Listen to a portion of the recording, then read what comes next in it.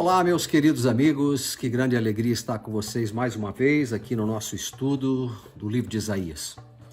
Eu sou o irmão Sérgio Carbone e essa é a central do livro de Mórmon. Caso você ainda não tenha se inscrito no nosso canal, por favor, faça hoje. Você vai ser muito abençoado, você vai ser bastante enriquecido com todos os vídeos que aqui são postados nesse canal maravilhoso, que será bom para você, para sua família também.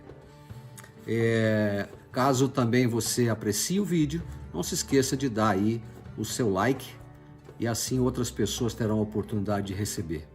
Pois bem, hoje nós vamos ter a grande oportunidade de estudar os capítulos de Isaías, os 54, 55, 56 e 57. Esses capítulos são muito interessantes, são capítulos curtos, mas cujos ensinamentos são muito preciosos, especialmente para a nossa época.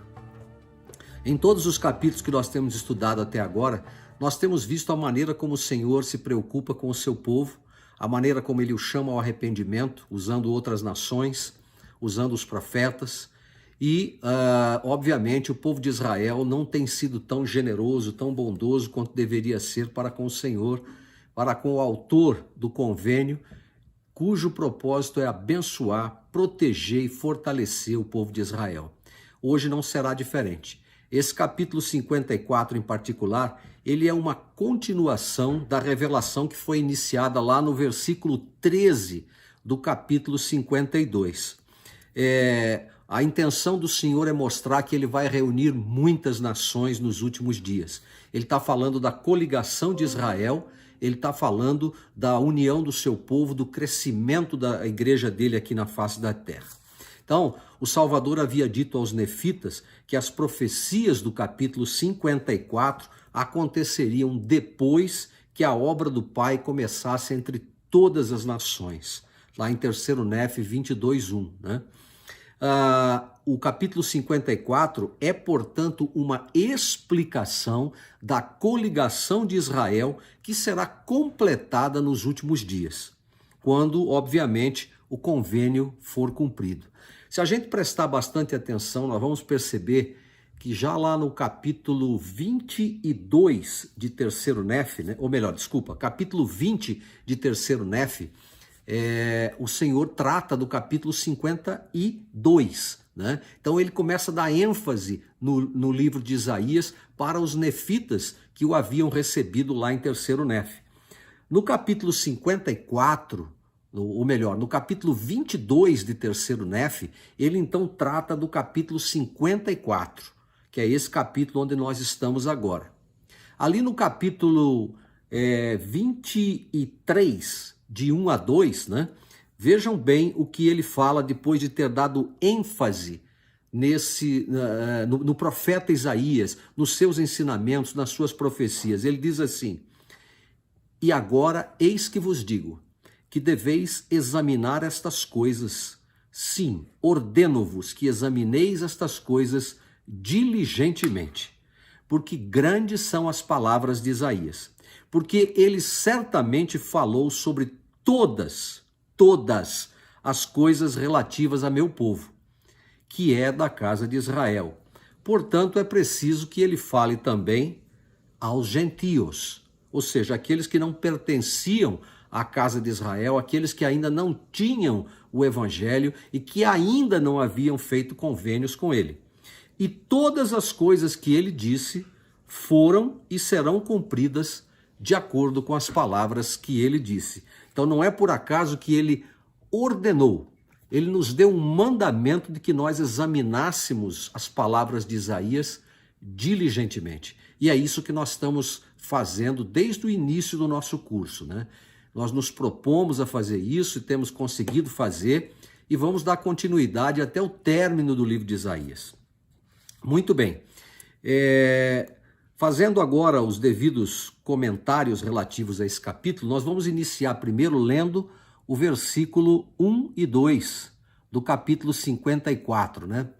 Onde ele diz assim: "Canta alegremente, ó estéril que não deste à luz, exclama de prazer com alegre canto, e exulta, tu que não tiveste dores de parto, porque mais são os filhos da solitária do que os filhos da casada, diz o Senhor. Alarga o lugar da tua tenda e as cortinas das tuas habitações se estendam. Não o impeças, alonga as tuas cordas e afixa bem as tuas estacas. Interessante esse capítulo porque ele está falando sobre o crescimento da igreja nos últimos dias. Ele está falando sobre a expansão do reino de Deus através das suas estacas no mundo todo. Quando a gente estuda Doutrina e Convênios, por exemplo, Doutrina e Convênios, seção 82, lá no versículo 14, vejam bem o que ele diz. Pois Sião deve crescer em beleza e em santidade. Suas fronteiras devem ser expandidas. Suas estacas devem ser fortalecidas. Sim, em verdade vos digo, Sião deve erguer-se e vestir as suas formosas vestes. Essa profecia feita por Isaías e que se refere ao crescimento da igreja nos últimos dias tem se cumprido. Se a gente imaginar uma tenda, né? A tenda está assim, por exemplo. Nós queremos alargar, então nós temos que abrir o pano, estender bem as cordas e fixá-la com as estacas. A tenda é a igreja e ela só pode crescer se, obviamente, as estacas estiverem fortalecidas. Então, essa é a intenção. Isso é o que tem acontecido nos últimos dias. Aqui ele está dizendo que haverá necessidade de mais espaço, porque as pessoas, à medida em que elas vão sendo coligadas e que retornam para o reino de Deus, elas fazem com que o número de pessoas aumente dentro do reino.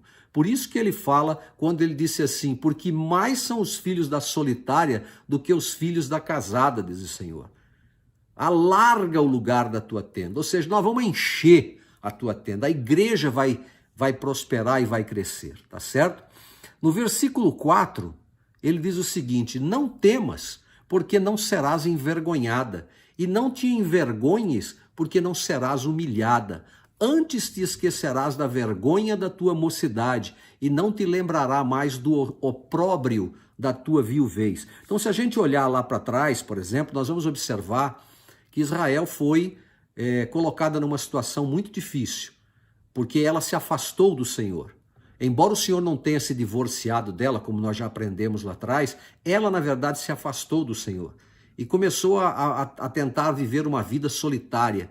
Só que com o devido tempo, ela vai retornar à sua razão, ela vai voltar à sua condição de esposa do Salvador, e, obviamente, ela vai crescer, ela vai prosperar. O Senhor vai ajudá-la para que assim aconteça, né? Ainda em relação ao versículo 3 também, eu queria fazer um comentário. A extensão de Sião, ali mencionada, verá os filhos de Israel habitarem as cidades gentias, que se tornarão desoladas, provavelmente porque os da grande e abominável igreja guerrearão entre si. A gente pode ver um pouco mais disso em 1 Néfe 22:13, tá bom? Nos versículos 5 e 6, ele diz assim, porque o teu Criador é o teu marido, o Senhor dos exércitos é o seu nome, e o Santo de Israel é o teu Redentor. Será chamado o Deus de toda a terra, porque o Senhor te chamou como a mulher desamparada e triste de espírito. Contudo, és a mulher da mocidade, ainda que foste desprezada, diz o teu Deus. O Senhor, como esposo simbólico de Israel, é novamente identificado como Cristo. Nesse caso aqui, por Isaías, né? No livro de Apocalipse, João usou o mesmo simbolismo ao ver o celestial ou a celestial Nefe de Jerusalém, a cidade de Enoque, retornar a Sião, como uma noiva adornada para seu marido. Então, esse retorno dessa noiva que é a igreja, retornando ao seu marido em glória, em esplendor, é algo maravilhoso nos últimos dias. É muito interessante a gente observar isso aí, né? Lá em Apocalipse 21:2 a gente vai encontrar uma menção a isso. Os versículos 7 a 10. E aqui eu quero fazer um comentário bem interessante. Por um momento te deixei, porém com grandes misericórdias te recolherei. Num ímpeto de ira, escondi minha face de ti. Por um momento, porém, com benignidade eterna me compadecerei de ti, diz o Senhor, o teu Redentor. Porque isto será para mim como as águas de Noé, quando jurei que as águas de Noé não passariam mais sobre a terra. Assim jurei que não me irarei mais contra ti, nem te repreenderei, porque os montes se moverão, os outeiros tremerão, porém minha benignidade não se desviará de ti, e o convênio da minha paz não mudará, diz o Senhor, que se compadece de ti. Esse capítulo 1, particularmente esses versículos 7 a 10, foram tema de uma música escrita por Bob Gardner, ou melhor, Rob Gardner, que foi o compositor da música, que se chama Minha Benignidade Não Se Apartará de Ti, que na verdade é o tema aí desses versículos que nós estamos estudando agora. Ela foi apresentada no Dia do Pioneiro, em 2016, e é uma música lindíssima, né? Que nós vamos mostrar para vocês com belas imagens aí no nosso momento de pausa daqui a pouco, tá bom? Então, que nós possamos compreender que a intenção do Senhor é trazer de volta o seu povo, é trazer de volta a Israel que outrora estava dispersa em todas as nações da terra, e que esse processo de coligação vai aumentar, vai se fortalecer, que esse processo de coligação vai acelerar, a igreja vai se expandir como nunca em tempo nenhum. Não precisamos ir muito longe, basta ver a quantidade de templos que têm sido anunciados nos últimos dias. Isso tem feito e fará uma grande diferença na nutrição da Israel, na nutrição da oliveira, e fará com que a igreja se destaque no mundo todo. Nos versículos 11 e 12, ele diz o seguinte: Tu, oprimida, arrojada com a tormenta e desconsolada, eis que eu assentarei as tuas pedras com todo ornamento e te fundarei sobre as safiras. E as tuas janelas farei cristalinas e as tuas portas de rubis e todos os teus termos de pedras aprazíveis. Essas pedras preciosas que são mencionadas nessa escritura, irmãos, elas representam as bênçãos materiais que o Senhor derramará sobre a cidade de Sião.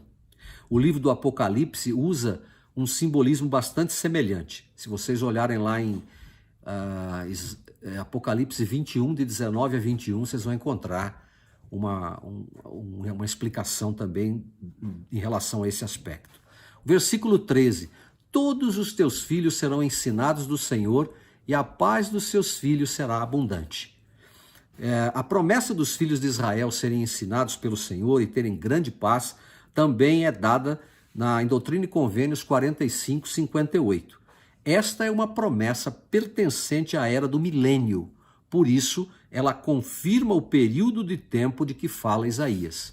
Por falar em milênio, nos últimos 2 capítulos que nós vamos estudar, que são os 65 e 66, vocês vão ver que nós vamos aprender um pouco mais a respeito do milênio. Vai ser também uma aula bastante edificante para todos nós.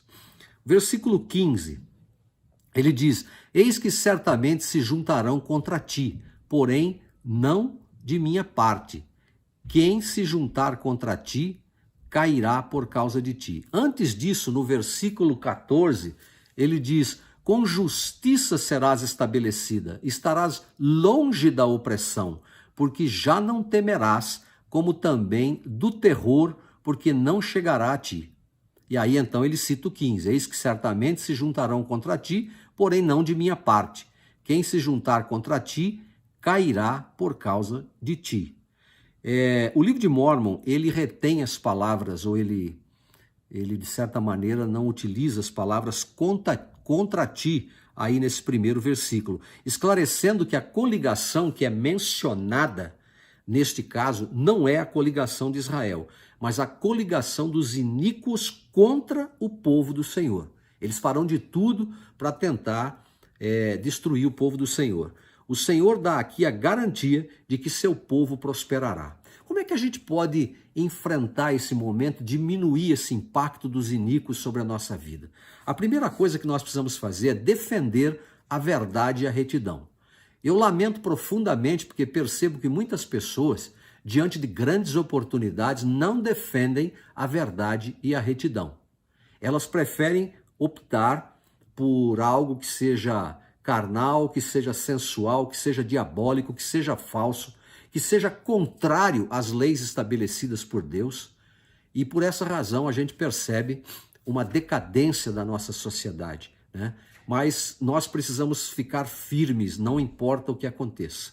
Dias virão em que, com a ajuda do Senhor, os iníquos serão abatidos e vai ser um momento terrível para cada um deles. No versículo 16, ele diz assim: eis que eu criei o ferreiro que assopra as brasas no fogo e que produz a ferramenta para a sua obra. Também eu criei o assolador para destruir. Toda a ferramenta preparada contra ti não prosperará, e toda língua que se levantar contra ti em juízo, tu a condenarás. Essa é a herança dos servos do Senhor, e a sua justiça vem de mim, diz o Senhor. Então, como nós podemos observar aí, nenhuma arma vai prosperar contra o povo do Senhor, que estiver reunido, obviamente, em Sião. E que aqueles que falarem contra eles vão ser condenados. Foi dada aos santos dos últimos dias, quando as primeiras cartas da igreja foram publicadas em 1831. Ali no livro de 3º Nefe 22, 17, Isaías 54, 17, que é isso que nós estamos lendo agora, diz o seguinte: nenhuma arma forjada contra ti prosperará, e toda língua que se levantar contra ti em juízo, tu a condenarás. Esta é a herança dos servos do Senhor, e a justiça deles vem de mim, diz o Senhor. Então ninguém será capaz, de forma nenhuma, de confundir o povo de Deus, de enganar o povo de Deus, porque ele estará à frente e os defenderá. Então esse vai ser o grande momento, né? Aí em Doutrina e Convênios 71, de 9 a 10, também ele diz a mesma coisa. Em verdade, assim diz o Senhor: nenhuma arma forjada contra vós prosperará. Então, e a segunda parte do versículo também: se alguém erguer a voz contra ti, será confundido no meu devido tempo. Olhe bem, será confundido no meu devido tempo. Às vezes a gente percebe que alguma coisa ruim está contra nós e a gente pode desistir, a gente pode desfalecer espiritualmente falando, emocionalmente, mas Deus tem a hora certa de fazer as coisas acontecerem. Confiemos nele. Ele jamais permitirá que algo ruim aconteça na nossa vida, sem que ele tenha o controle nas suas mãos para, no devido tempo, nos curar, nos refrigerar, nos fortalecer. Ok, vamos agora para o capítulo número 55, tá certo? Que é a continuidade desse trabalho que nós estamos vendo aqui. Eu queria só comentar algo com vocês que eu julgo importante. Hoje em dia existe entre os estudiosos do Velho Testamento uma posição de que os capítulos de 56 até os 66 de doutrina, do livro de Isaías não são de autoria do profeta Isaías. Eles acreditam, na verdade, que existe uma autoria múltipla que veio de outras pessoas. Nós não acreditamos nisso, eu quero deixar isso bem claro para vocês. Embora a maioria dos estudiosos pensem isso, uma outra grande quantidade de estudiosos pensam exatamente o contrário. Por que eles acham que é um outro autor ou outros autores? Por causa do estilo, que eles entendem ser um estilo de escrita diferente. Geralmente a gente identifica um autor pelo seu estilo, né, literário. Então, eles pensam que Isaías, na verdade, tem um estilo diferente desse final, desse conteúdo que está aí, que um outro profeta teria feito isso. Pois nós não acreditamos nisso, nós rejeitamos essa teoria e afirmamos que os capítulos 55 até o 57 fornecem evidências de um único autor. Isso é bem importante que a gente compreenda. Há uma mensagem coesa que está contida nesses 3 capítulos que não poderia ser vista claramente se nós tivéssemos que separar o capítulo 55 dos outros 2. Então é muito importante que a gente compreenda isso aí. Bom, vamos lá. Aqui no capítulo 51, ele diz o seguinte, logo no versículo 1. Ó vós todos que tendes sede, vinde às águas, e os que não tendes dinheiro, vinde comprai e comei. Sim, vinde comprai sem dinheiro e sem preço vinho e leite. Por que gastais dinheiro naquilo que não é pão? E o produto do vosso trabalho naquilo que não pode satisfazer? Ouvi-me atentamente, comei o que é bom, e a vossa alma se deleite com a gordura. Nós precisamos, sem dúvida nenhuma, aprender que não existem coisas mais valorosas do que as coisas do Evangelho. A gente gasta para comprar uma casa, a gente gasta para comprar um carro, essas coisas são necessárias, mas às vezes nós gastamos dinheiro com coisas que não têm valor, com coisas que não servem para absolutamente nada. O tempo que nós investimos, os talentos que nós investimos, muitas vezes não justificam o objetivo de tal esforço, de tal gasto financeiro. Então o Senhor está convidando a gente para ir a Ele, para ir até a sua igreja, para assumir os convênios do Evangelho. Se tiver alguém ao alcance da minha voz que ainda não é membro da Igreja de Jesus Cristo, dos Santos dos Últimos Dias, eu o convido a conhecer a igreja para que você possa experimentar esta água viva que nós podemos ter lá na igreja, que nós temos na igreja, que podemos te oferecer, que é o nosso Salvador Jesus Cristo e os seus ensinamentos. Então, não percam essa oportunidade, né? Esse capítulo 55, ele é citado 2 vezes no livro de Mórmon, mas apenas uma vez em um contexto que é útil para o nosso estudo. Existem algumas referências do testamento de Nefe que nos ajudam indiretamente a entender algumas passagens de Isaías. E há uma referência em Doutrina e Convênios. Várias autoridades da igreja citam o capítulo 55, de 6 a 9, ou parte dele. E eles o usaram principalmente como uma descrição de uma característica de Deus, mas não no contexto da mensagem de Isaías, tá ok? Vamos ver aqui, eu quero até que a gente possa descer aqui para o capítulo, para os versículos 3 a 5, onde ele fala agora sobre inclinai vossos ouvidos e vinde a mim.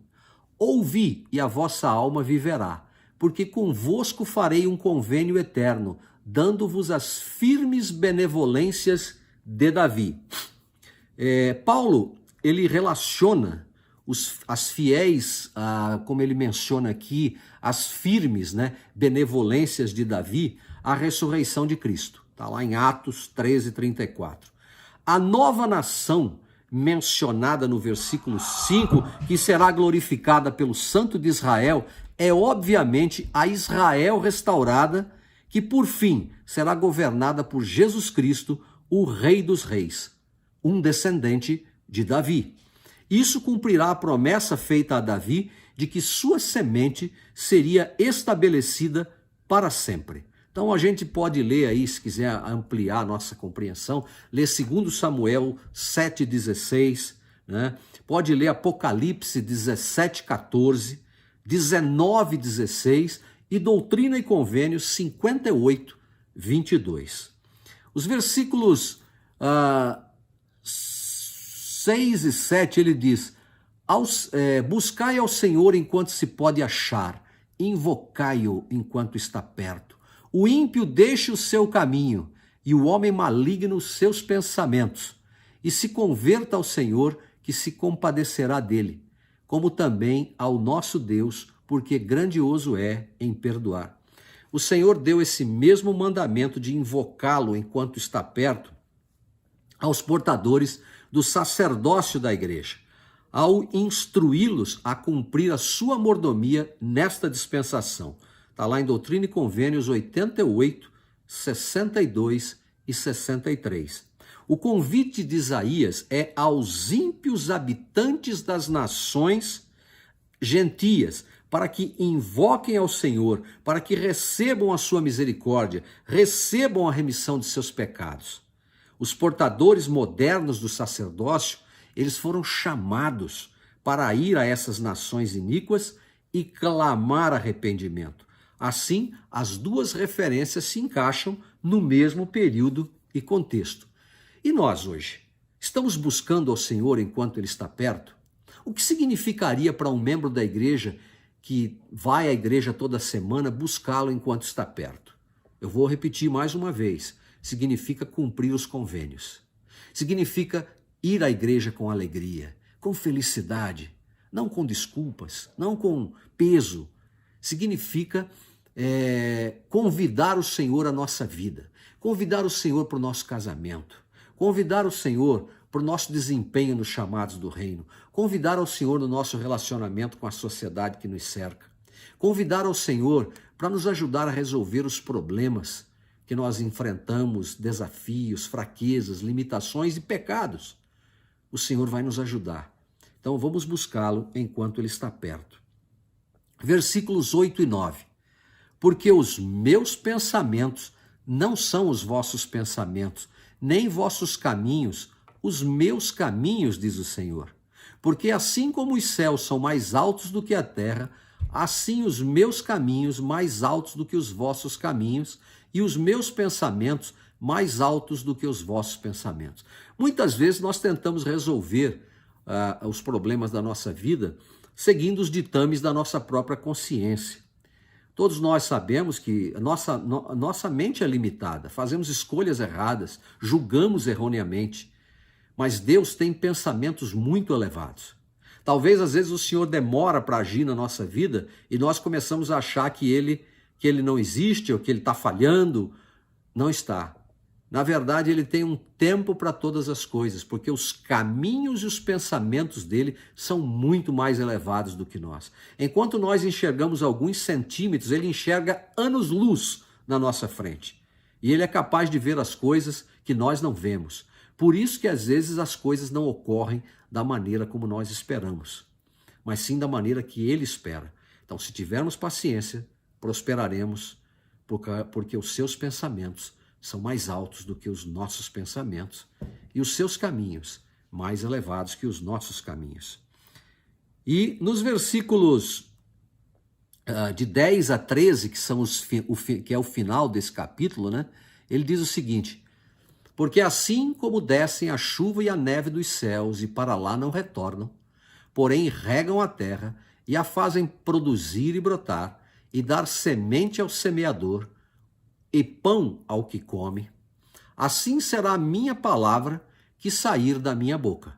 Ela não retornará a mim vazia, antes fará o que me apraz e prosperará naquilo para o que a enviei. Porque com alegria saireis e em paz sereis guiados. Os montes e os outeiros romperão em cânticos perante a vossa face, e todas as árvores do campo baterão palmas.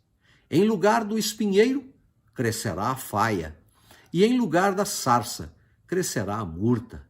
Isso será para o Senhor, por nome e por sinal eterno, que nunca se apagará. Esses versículos, eles são uma extensão de um princípio ensinado nos versículos 8 e 9. Eles fornecem outra analogia interessante para ilustrar a palavra de Deus. Essas analogias são utilizadas em todas as Escrituras. Assim como as chuvas e a neve vêm e produzem crescimento, a palavra de Deus, por revelação ao homem, trará alegria, paz e prosperidade ao Israel restaurado. Ou seja, a palavra de Deus será cumprida, não importa o que aconteça. Se ele prometeu bênçãos, as bênçãos virão. Se ele prometeu maldição, a maldição virá. Se ele prometeu cura, a cura virá. O reino prosperará. Então isso é uma lei e assim ela se cumprirá. Eu queria agora que nós fôssemos para o capítulo 56, mas antes do capítulo 56, eu queria que a gente pudesse ouvir, né, naquele nosso momento de pausa, né, ouvir a música maravilhosa que é Minha Benignidade Não Se Apartará de Ti, cujo compositor, tanto do texto quanto da música, é Rob Gardner. Desfrutem, sintam que espírito maravilhoso tem essa música.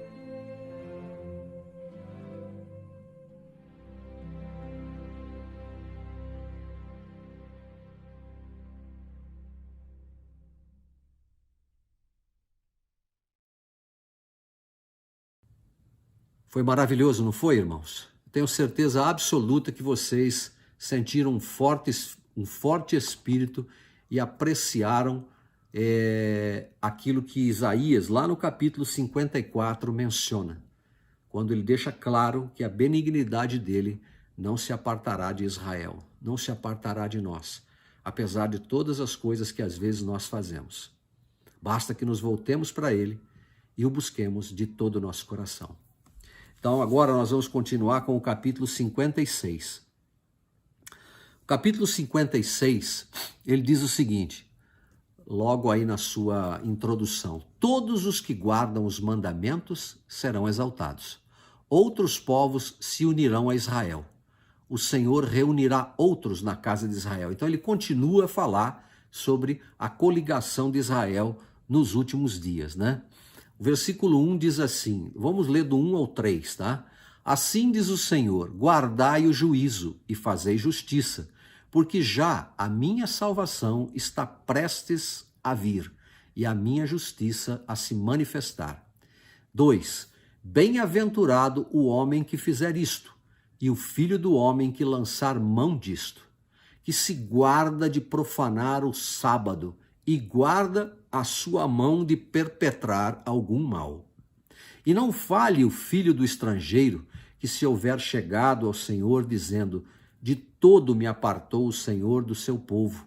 Nem tampouco diga o eunuco: eis que eu sou uma árvore seca. Esse capítulo é muito interessante que a gente possa compreender, tá?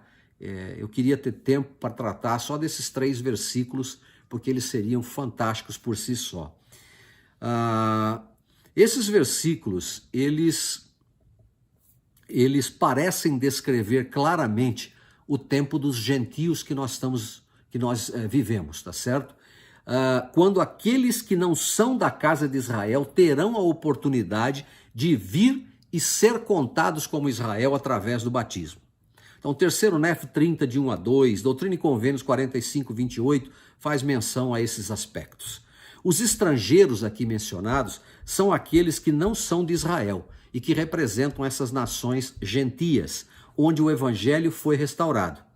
Os eunucos, literalmente aqueles que não puderam produzir filhos, podem se referir àqueles que não têm posteridade na igreja, e nenhum outro parente se juntará. Ainda assim, eles se tornarão filhos ou filhas de Jesus Cristo. Então, irmãos, nós não podemos achar que qualquer indivíduo que às vezes seja destituído das bênçãos de Deus, ele possa perder quando eu digo destituídos das bênçãos de Deus, né, o fato de não ter um filho, por exemplo, de ter qualquer problema de saúde que o impeça de ter uma posteridade, que por causa disso ele perderá as bênçãos do outro lado do véu. Isso não é verdade. Tudo aquilo que não puder ser feito nesta vida por um justo que quer fazer, será alcançado muito mais poderosamente do outro lado do véu. Nunca perca a esperança. Deixe-me dizer uma coisa para você. O apóstolo Paulo certa vez disse: se esperamos em Cristo apenas nesta vida, somos o mais miserável de todos os homens. Então a nossa vida, ela continua. O outro lado do véu nos aguarda no devido tempo. E muitas coisas que não puderam ser feitas aqui, serão feitas então naquela ocasião, né? Nós jamais perderemos o direito às bênçãos. E o convite é: vinde todos, para que possam desfrutar das bênçãos e dos convênios do Evangelho. Muito bem. O versículo número... Versículo número 6. Ele diz assim: e os filhos dos estrangeiros que se chegarem ao Senhor para o servirem e para amarem o nome do Senhor e para serem seus servos, todos os que guardarem o sábado não o profanando, e os que abraçarem o meu convênio. Também os levarei ao meu santo monte e os alegrarei na minha casa de oração. Os seus holocaustos e os seus sacrifícios serão aceitos no meu altar, porque a minha casa será chamada casa de oração para todos os povos. Assim diz o Senhor Deus, que ajunta os dispersos de Israel.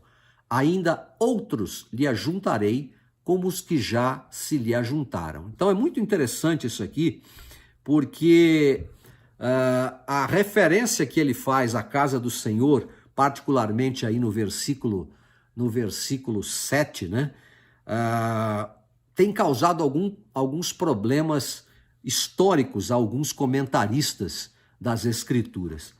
Esse versículo foi citado pelo Salvador quando ele purificou o templo pela segunda vez. Está lá em Mateus 21:13, Marcos 11:17, Lucas 19:46.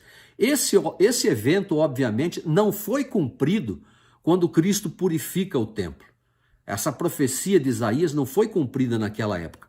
Mas ele citou a passagem enquanto ele expressava a sua ira pelo fato do templo ter se tornado um covil de ladrão e de salteadores. A profecia, na verdade, aponta para o tempo em que todas as pessoas ou nações subiriam para adorar e seus sacrifícios seriam aceitáveis. Esta é, sem dúvida, o mesmo período de tempo que foi mencionado por Isaías, lá no capítulo 2, versículos 1 e 2, né? Quando ele deixou claro que o monte da casa do Senhor seria estabelecido e para ele concorreriam todas as nações. Naquele tempo, quando nós estudamos, nós mencionamos que essa escritura tinha duas aplicações muito claras. A primeira era o estabelecimento da igreja nas montanhas rochosas, no vale do Lago Salgado, e no estabelecimento, na construção do templo de Salt Lake. Ele é o símbolo do cumprimento dessa profecia. Mas não se aplica somente a ela, se aplica a todos os templos que seriam a partir de então construídos, tanto no Ocidente como no Oriente. E aí então a profecia se cumpriria, onde todas as pessoas iriam a ele, todas as nações que haviam aceitado o evangelho, que haviam feito convênios e que então entrariam no templo e ofereceriam seus sacrifícios em retidão. Então é algo muito especial. Versículo 9, ele diz: todos os animais do campo, todos os animais dos bosques, vinde comer. Todos os seus atalaias são cegos, nada sabem. Todos são cães mudos, não podem latir ou ladrar. Andam adormecidos, estão deitados e amam o tosquenejar. Isso aí quer dizer, sabe, aquela tirar uma soneca, né? E estes cães são gulosos, não se podem fartar. E eles são pastores que nada compreendem. Todos eles se voltam para o seu caminho, cada um para a sua ganância, cada um por sua parte. Vinde, dizem, trazei vinho e beberemos bebida forte. E o dia de amanhã será como este, e muito mais abundante. Muito interessante esses versículos aqui. Não existe um acordo geral entre os estudiosos de quem seriam, né, em relação a esses 4 versículos, em relação a alguns símbolos aqui mencionados. Há muitas pessoas boas que vivem entre os gentios. A gente sabe disso. E ele aqui menciona algumas coisas que podem ser confusas para nós nos últimos dias. Por exemplo, ele fala de bestas, dos vigias e dos cães gananciosos nesses versículos. Muitos interpretam essas bestas como as nações vizinhas, ou as nações gentias, embora existam pessoas maravilhosas entre elas. E os vigias e cães, eles interpretam como sendo os líderes de Israel que não estão protegendo o seu rebanho, mas estão dormindo. No entanto, o contexto dos versículos anteriores e os seguintes apontam para as nações gentias cujos corações e mentes estão voltados para as coisas materiais e que dependem de seus próprios intelectos, em vez dos pensamentos e caminhos elevados do Senhor. Em grande parte porque eles não conhecem os caminhos do Senhor.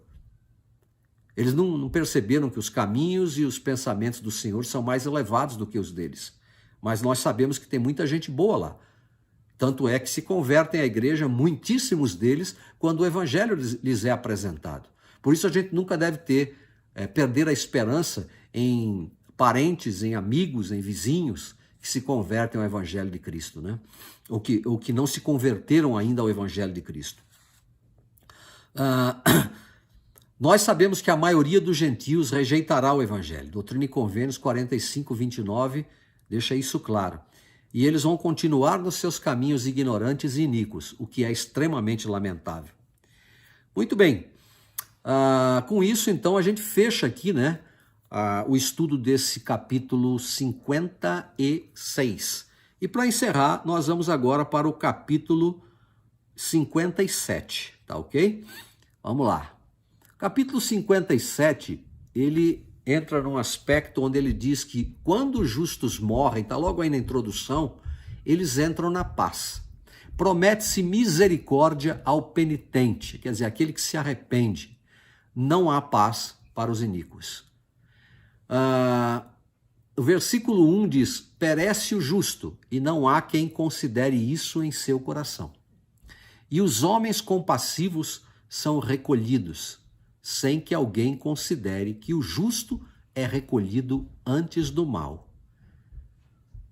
Entrará na paz, descansarão nas suas camas os que houverem andado na sua retidão. Porém, chegai-vos aqui, vós, os filhos da agoureira, semente de adultério e de prostituição. De quem fazeis o vosso passatempo? Contra quem alargais a boca e deitais para fora a língua? Porventura não sois filhos da transgressão, semente da falsidade? Esses versículos, eles são uma extensão, na verdade, dos 4 versículos do capítulo 56. Embora coletivamente as nações tenham rejeitado o evangelho, esses homens honrados que não tiveram uma oportunidade plena de aceitá-lo nesta vida, terão uma oportunidade plena no mundo espiritual. Assim, eles encontrarão paz na morte. Existe uma Bíblia, uma versão da Bíblia chamada Anchor, ou Bíblia Âncora, né? Que comenta esse versículo 1 com o seguinte: as linhas são obscuras, mas o sentido parece ser que a morte dos justos os traz segurança. Essa obscuridade desaparece diante do conhecimento de que a obra do Senhor continua no mundo espiritual. Esses versículos longos, que na verdade vão até o versículo 12 também, e descritivos, sugerem imoralidade na prostituição no templo, que envolvia até mesmo os reis. A mensagem foi condensada pelo anjo que anunciou a queda da Babilônia, e ele declara que todas as nações e os reis da terra haviam cometido fornicação com a Babilônia. Em outras palavras, as nações honram o Senhor com as suas bocas, mas os seus corações estão longe dele. E elas se voltam para a adoração de um rei ou governo em busca de segurança. Então vejam bem, à medida que ele descreve, né, essas iniquidades. Ele diz assim, sobre os montes altos, no versículo 7, sobre os montes altos e elevados pões a tua cama, e lá sobes para oferecer sacrifícios, ou seja, idolatria. E detrás das portas e dos umbrais puseste o teu memorial, porque desviando-te de mim, a outros, olhe bem, desviando-se do Senhor, a outros te descobriste, e subiste, alargaste a tua cama, e fizeste convênio com alguns deles, amastes a sua cama onde quer que a vistes. Ou seja, ele descreve uma idolatria, ele descreve uma traição, um adultério, espiritualmente falando, onde o povo de Israel se mistura, né, com nações, quebrando os convênios que outrora havia feito com Jeová. Aí ele diz no 9, e vais ao rei com óleo, e multiplicas os teus perfumes, e envias os teus embaixadores para longe, e te abates até o inferno. Ou seja, a queda era cada vez mais rápida, cada vez mais profunda, à medida em que Israel se misturava com a iniquidade. No 10 ele diz, na tua comprida viagem te cansaste, porém não dizes. É coisa desesperada. Achaste novo vigor na tua mão, por isso não adoeces. Mas de que tiveste receio ou a quem temeste para que mentisses e não te lembrasses de mim, nem no teu coração me pusesses? Não é porventura, porque eu me calo, e isso já desde muito tempo, e não me temes? Ou seja, Israel havia se esquecido do Senhor. Encontrava aparentemente vamos dizer assim, um prazer, uma segurança na reunião com outras crenças, com outros adoradores, e na verdade se afastaram do verdadeiro Deus. No versículo 12 ele diz, eu publicarei a tua justiça e as tuas obras que não te aproveitarão. Ou seja, as tuas obras, a tua iniquidade vai ser usada contra ti, onde eu então estabelecerei a minha justiça, ou o que eu proclamarei sobre você, em outras palavras, será justo e precisará ser aceito, porque é a verdade. Versículo 13 ele diz, quando vieres a clamar, livre-te a tua coleção de ídolos, porém o vento a todos levará, e a vaidade os arrebatará, mas o que confia em mim possuirá a terra e herdará o meu santo monte. Ou seja, tudo aquilo que nós amontoamos na nossa vida, que não tem o menor valor, e como já mencionamos anteriormente, às vezes gastamos dinheiro, gastamos tempo, gastamos investimento de talentos, e que não tem o menor valor, será jogado para longe. Coisas que, inclusive, sem perceber, transformamos em deuses para nós. Eu me lembro de um dia que eu estava numa reunião com vários jovens, e eu perguntei o que seria uma coisa que, se acontecesse na tua vida, traria, de certa maneira, um desequilíbrio para você. E um jovem respondeu, seria se o meu celular quebrasse. Eu fico pensando, quando eu ouvi aquilo, eu fiquei muito preocupado. Porque às vezes nós transformamos um simples objeto num Deus. Ele se torna o nosso objeto de adoração e de idolatria. Então, faça um inventário na sua vida. Faça um inventário e faça uma seguinte pergunta para você. As coisas que eu hoje tenho, ou melhor, que eu penso que tenho, na verdade, né? Que nada é nosso, nós somos mordomos. Qual é o valor que elas têm eternamente falando? Como é que elas me ajudam a me aproximar mais de Deus? Ou elas me ajudam a me afastar dele? Pondera sobre isso. Israel, infelizmente, caiu nesse tipo de armadilha e foi levado à ruína. Versículo 14, ele diz assim, e ele dirá, aplainai a estrada, preparai o caminho, tirai os tropeços do caminho do meu povo. Então essa revelação, ela vai avançando e mostrando que o povo de Israel tem muitas coisas que precisa eliminar da vida dele.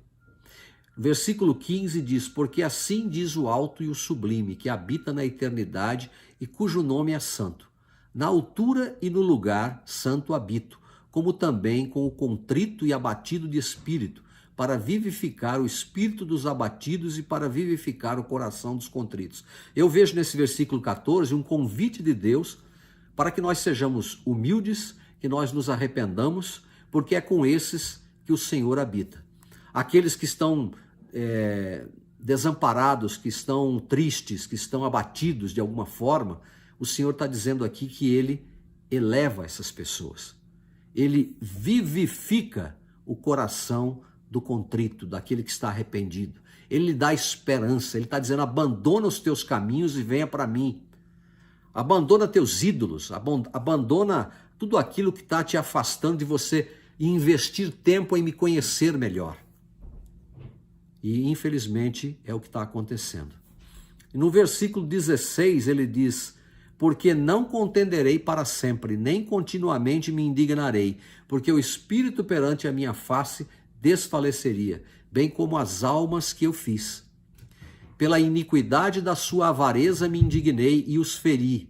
Escondi-me, indignei-me, contudo, rebeldes seguiram o caminho do seu coração. Ou seja, mesmo o Senhor tirando as bênçãos dos filhos de Israel, deixando-os nus praticamente em relação às outras nações e em total desamparo, eles ainda assim não buscaram ao Senhor como deveriam. Seguiram, versículo 17 fala, o caminho do seu coração. E no 18 ele diz, eu vejo os seus caminhos, eu os sararei e os guiarei e lhes tornarei a dar consolações, a saber, os seus pranteadores. Eu crio os frutos dos lábios, paz, paz para os que estão longe e para os que estão perto, diz o Senhor. Eu os sararei, mas os ímpios são como o mar bravo. Os ímpios são os iníquos, né? Porque não se pode aquietar, e as suas águas lançam de si lama e lodo, enquanto nosso Salvador é a água viva. Os ímpios, diz o meu Deus, não têm paz. Então, esse capítulo 57, ele termina com uma mensagem de esperança para aqueles que seguirão o Senhor e herdarão o seu santo monte, o lugar da Israel restaurada. Ali terão a sua presença e desfrutarão de paz e da cura da alma. Os ímpios, ao contrário, não terão paz. O presidente Harold B. Lee citou esses versículos 19 a 21 como exemplo das tentativas de Isaías de fortificar o seu povo contra a maldade do mundo. Então, se Israel, quando ouvia essa mensagem, ela entendia que era um chamado de Deus para vinde a mim, abandonai os vossos caminhos perversos. Mas Israel, infelizmente, não o fez e colheu coisas terríveis na sua vida. Irmãos, que nós possamos nos voltar ao Senhor, possamos nos lembrar sempre dele, que possamos amar a sua palavra, amar o seu evangelho, e nós seremos bastante fortalecidos no nosso testemunho, na nossa fé, e sobrepujaremos as nossas dificuldades. Presto meu testemunho disso a vocês e oro para que vocês continuem o seu estudo. Na próxima semana, teremos o privilégio de continuar o nosso estudo de Isaías 58 até o 60. Um grande abraço a todos vocês. Se ainda não se inscreveram, se inscrevam e deem aí o seu like. Um forte abraço e até a próxima semana.